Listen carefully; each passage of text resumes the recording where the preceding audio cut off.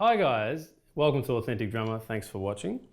We're going to do a little lesson on jazz. This is part 1 of 2 lessons. This is a quick overview of the basic jazz pattern, in case you don't know what it is, and we're going to take you through some independence exercises using the left hand. So first things first, jazz pattern number 1. All right, so this is the basic jazz pattern. Most people, when I come into my lessons and I say, play me what you think a jazz pattern is, I get this: 3 and 4 and.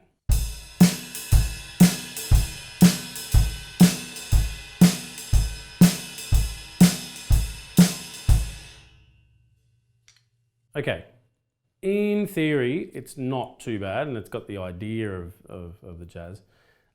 It's got the ride cymbal pattern, which is, standard, but this kick snare thing actually sort of, for me anyway, seems to stem down from playing, like a rock pattern or a funk pattern. So in reality, when you're playing a jazz thing, the left hand has the freedom to do whatever it wants. Same thing with the bass drum. It's a improvisation based genre. So yeah, we can start to do some improvising and it will sound a lot cooler. The only problem is that your left hand may not have the flexibility to be able to play in between the ride cymbal. All right, so what we're going to do is we're going to take you through some basic independence exercises. Okay, first things first though, ride cymbal pattern, and we're going to add our hi-hat pattern. This is what I think the standard jazz pattern should be.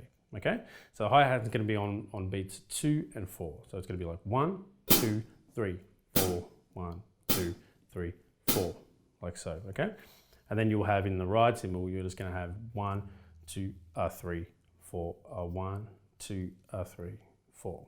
Okay, together it sounds like this: 3 and 4 and.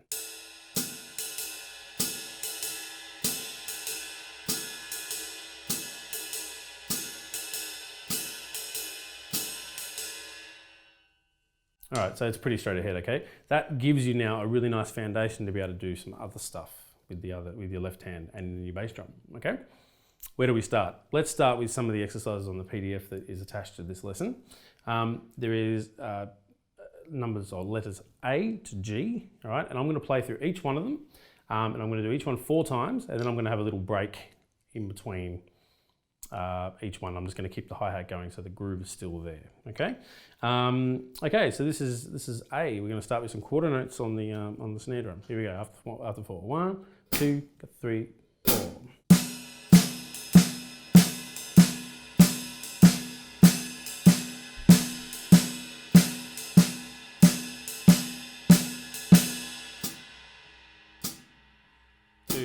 three, 4.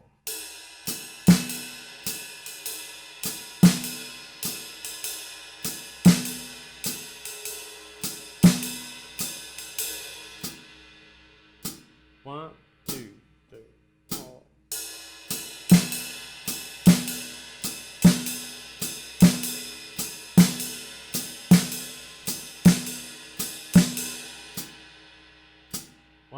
two, three, 4.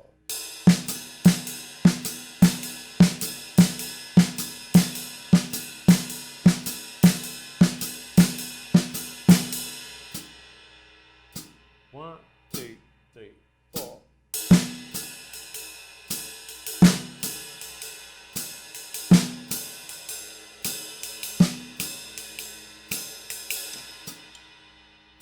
One, two, three, 4.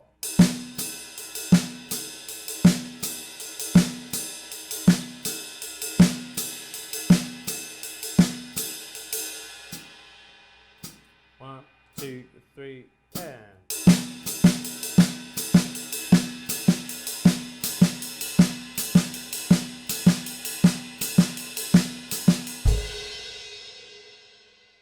Okay, so some of that will be easy and some of it will be a lot less easy for some of you.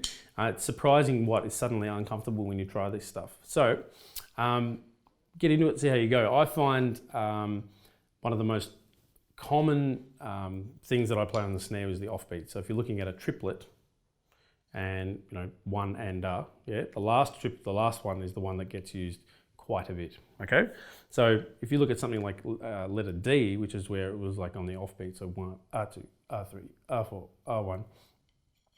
Really cool because that's on every part of the beat, so you can choose where you put it. I'm going to play D again, and this time I'm going to do something a little bit different. I'm going to try playing something with my bass drum. I'm going to play quarter notes in my bass drum. All right, this is something that gets done a bit in jazz world as well. And I'm going to start to put the snare drum around the toms a little bit. Okay, this is what D sounds like with some extras. Okay, here we go. One, I'll start to layer it for you. 1, 2, 3, 4.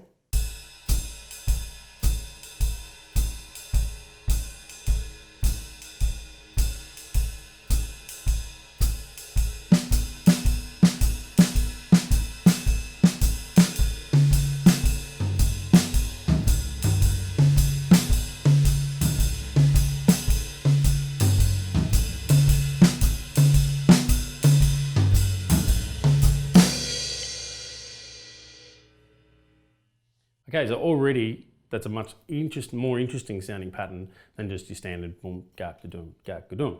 Okay, so you can do that with any of those exercises. You can add more snares, less snares. In part 2 of this series on the jazz thing, I'm going to take you through some more complicated patterns to really get you going. But this is a great place to start. You can just try doing the whole thing using the bass drum instead of the snare drum. That's another great way of doing it. Lots of different options there. But anyway, remember to subscribe, stay with us. There's lots more to come. See you soon.